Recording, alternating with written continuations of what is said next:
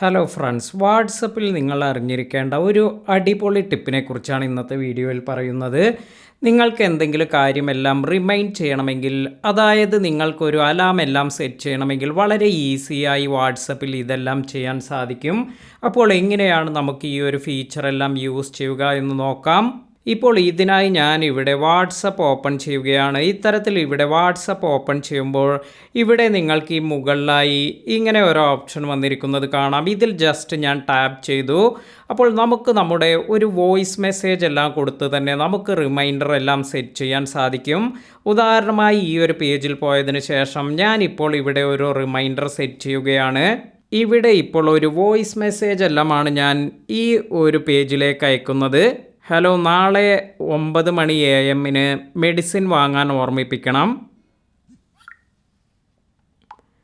ഇത്തരത്തിൽ ഒരു voice message ഞാൻ ഇവിടെ സെൻഡ് ചെയ്തിട്ടുണ്ട്. ഇനി നമുക്ക് ഇത് എന്താണ് ആവുന്നത് എന്ന് നോക്കാം.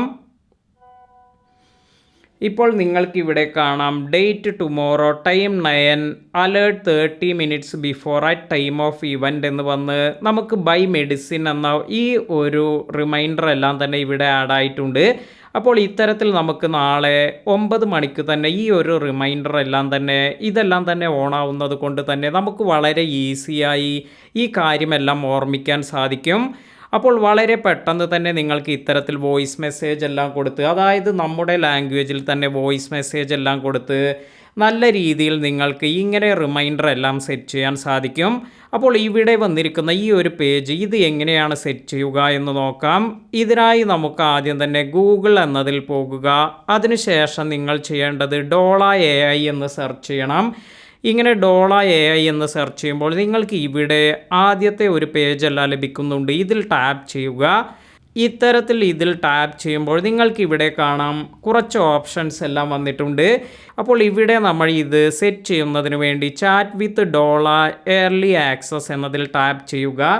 ഇനി നിങ്ങൾ ഏത് ആപ്ലിക്കേഷനാണ് യൂസ് ചെയ്യുന്നത്, ഇപ്പോൾ വാട്സപ്പ് ആണെങ്കിൽ വാട്സപ്പ് എന്നതിൽ ടാപ്പ് ചെയ്യുക. ഇനി ടെലഗ്രാം ആണെങ്കിൽ ടെലഗ്രാം എന്നതിൽ നമുക്ക് ടാപ്പ് ചെയ്യാം.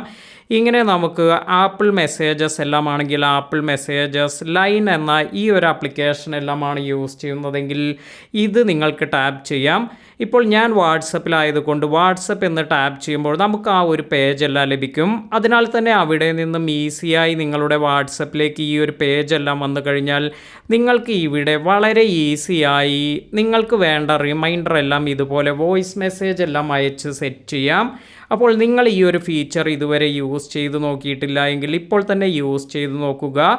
അതുപോലെ ഈ ഒരു ഇൻഫർമേഷൻ നിങ്ങളുടെ സുഹൃത്തുക്കൾക്ക് കൂടി ഷെയർ ചെയ്ത് കൊടുക്കുക. പുതിയ അറിവുകളുമായി മറ്റൊരു വീഡിയോയിൽ കാണാം. താങ്ക്